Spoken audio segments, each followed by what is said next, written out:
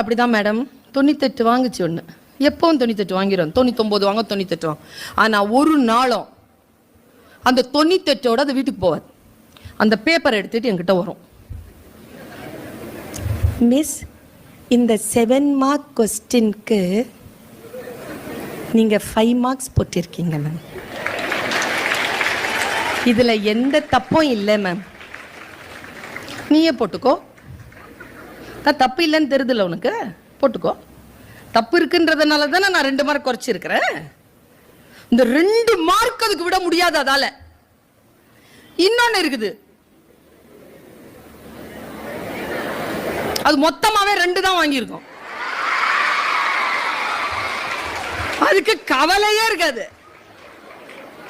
என் கிளாஸ்ல 98 அழுவுது. என்ன அப்பா திட்டுவாரு, எங்க 2 மார்க்குன்னு சொல்லிட்டு கேட்டு